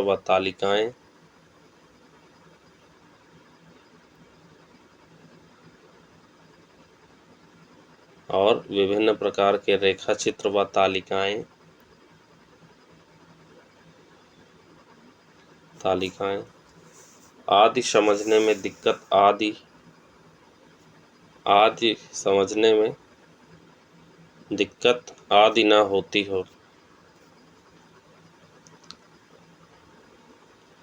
आदि समझने में दिक्कत आदि ना होती हो। Full stop. नंबर खा लिखिए।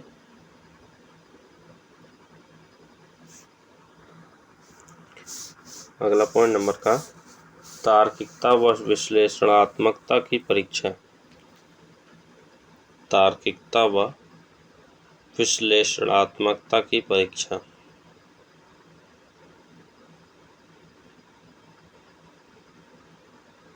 तार्किक व विश्लेषणात्मकता की परीक्षा। डैश लगा के आगे लिखिए। इस परीक्षा में तर्क शक्ति या रीजनिंग से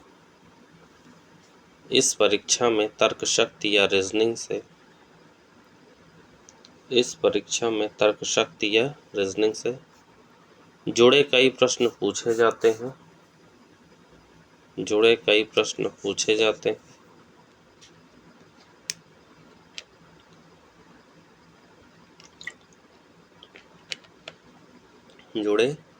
प्रश्न पूछे जाते हैं। Full stop. इसका उद्देश्य यह है कि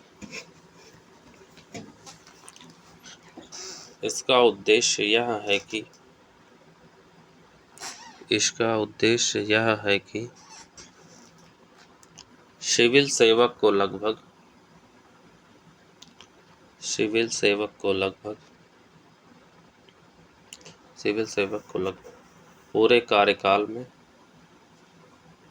पूरे कार्यकाल में प्रतिदिन कई समस्याओं को तार्किक समाधान खोजने होते हैं। प्रतिदिन कई समस्याओं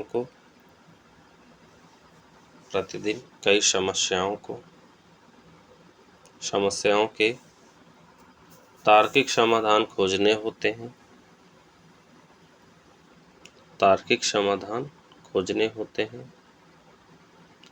फुल स्टॉप। तर्क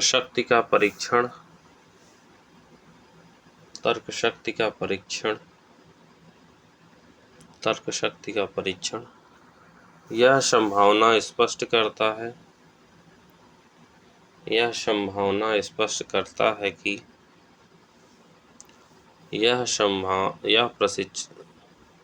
तर्क शक्ति का परीक्षण यह संभावना स्पष्ट करता है कि प्रशिक्षण मिलने पर यह व्यक्ति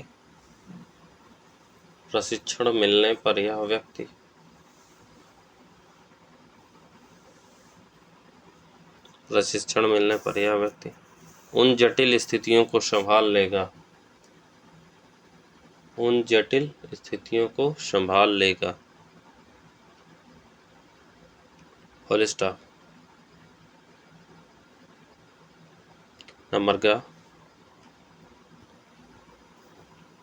नंबर का लिखिए।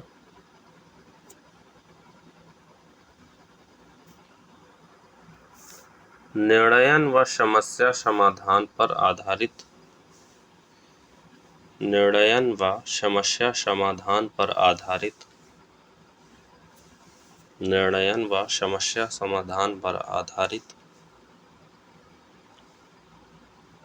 आधारित प्रश्न भी पूछे जाते हैं।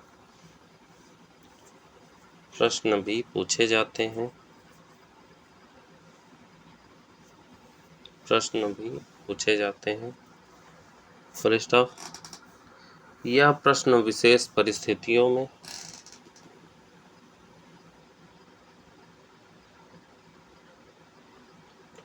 प्रश्न विशेष परिस्थितियों में विशेष परिस्थितियों में तर्क शक्ति का ही परीक्षण करते हैं।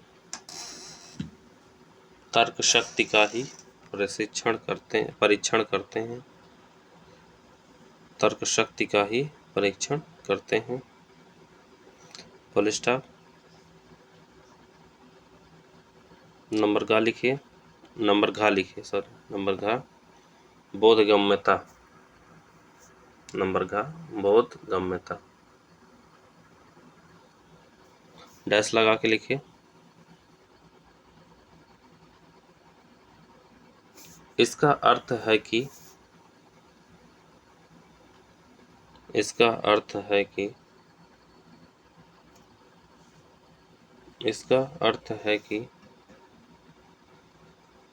अर्थ है कि दिए गए कथन का इसका अर्थ है कि दिए गए कथन का सटीक अर्थ समझने की क्षमता। Full stop.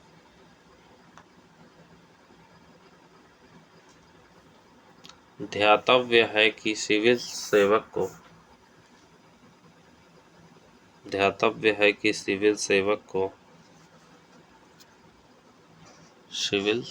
को अदालतों के बहुत सारे निर्णय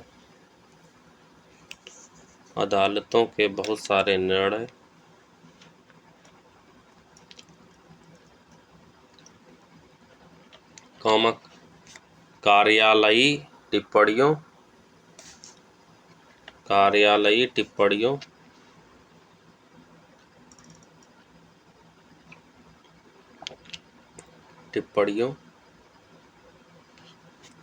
आदि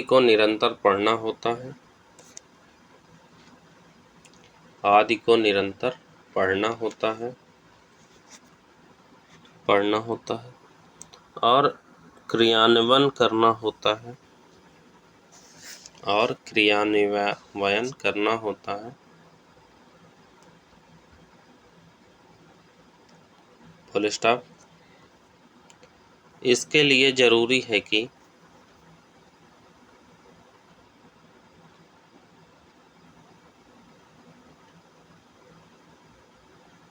जरूरी है कि वह भाषा से सटीक अर्थ का निर्वचन करने में सक्षम हो। Full stop. तथा ऐसी ही सटीक भाषा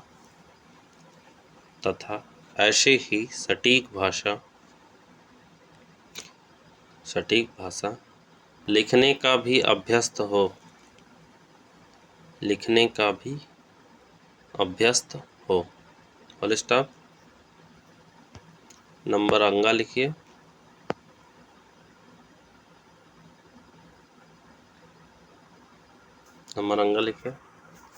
संचार तथा संप्रेषण का कौशल का परीक्षण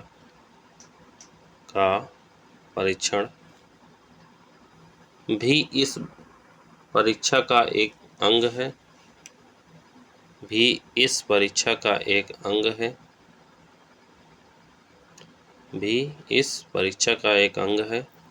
जिसमें इस बात का परीक्षण होता है कि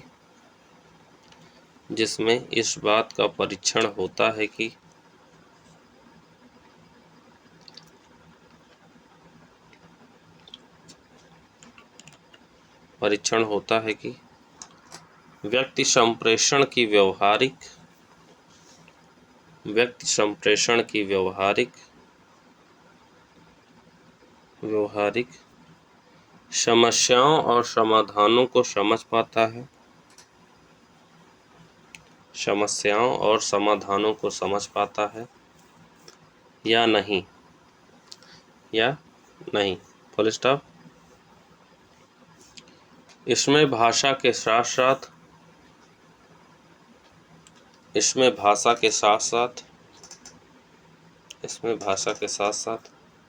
मौखिक अभिव्यक्तियों,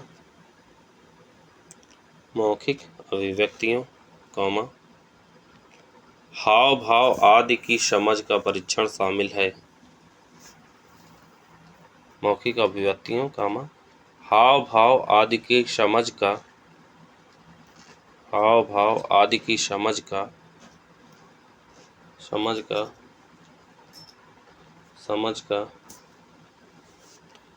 परीक्षण भी शामिल है। Full stop.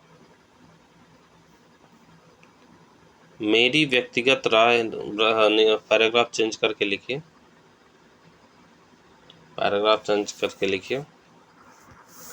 मेरी व्यक्तिगत राय यह है कि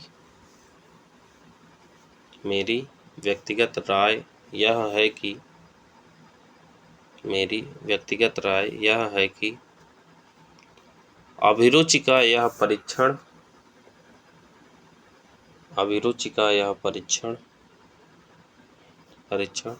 सर्वथा उचित है।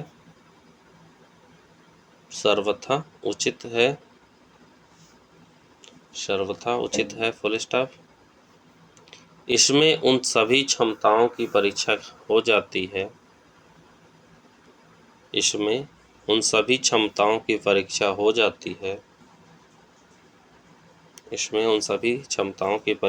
जाती है, जो एक अच्छे सिविल सेवक में बुनियादी स्तर पर होने चाहिए। Full stop.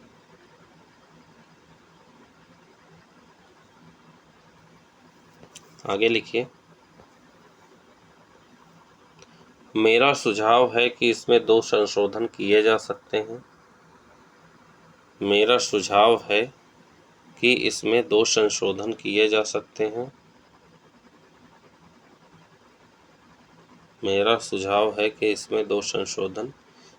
सकते हैं। डैश लगा के लिखिए। नंबर 1।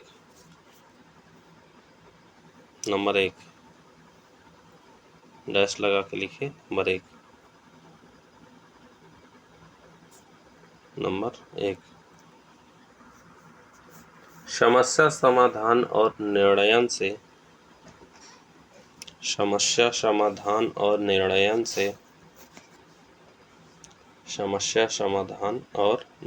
से जुड़े प्रश्नों का अनुपात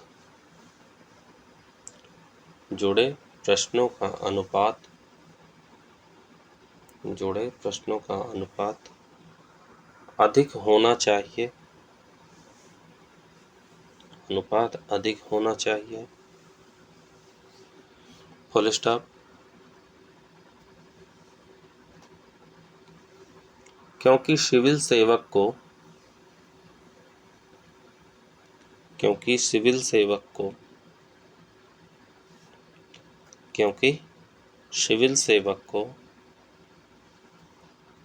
व्यावहारिक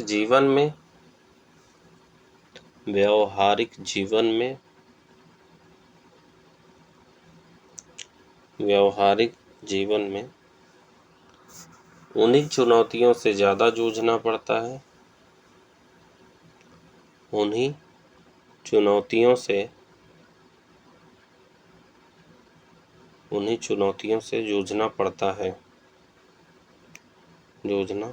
है। Full stop.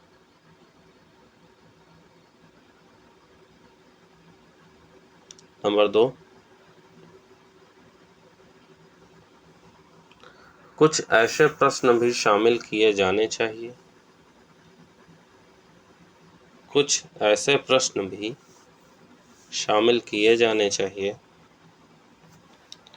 शामिल किए जाने चाहिए,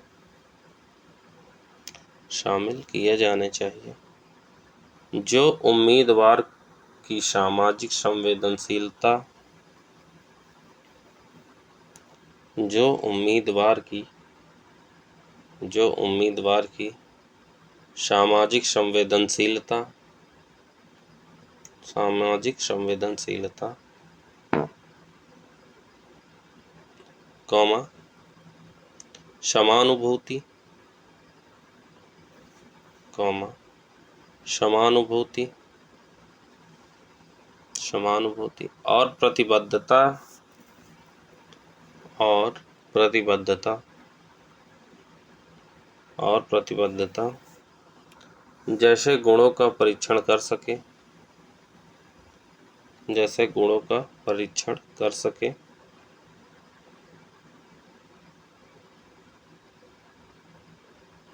फुल स्टॉप। यद्यपि मुख्य परीक्षा और साक्षात्कार में, यद्यपि मुख्य परीक्षा और साक्षात्कार में, यद्यपि मुख्य परीक्षा और साक्षात्कार में, साक्षात्कार में इन मूल्यों व गुणों का परीक्षण किया जाता है, इन मूल्यों व गुणों का परीक्षण किया जाता है,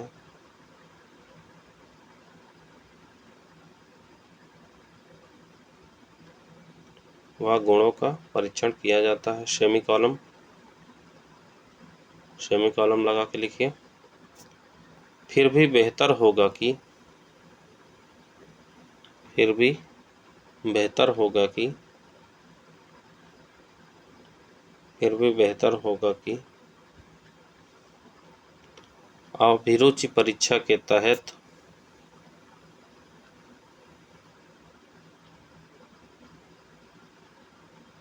अभिरुचि परीक्षा के तहत के नहीं इन्हें, तहत इन्हें भी परख लिया जाए, तहत इन्हें भी परख लिया जाए,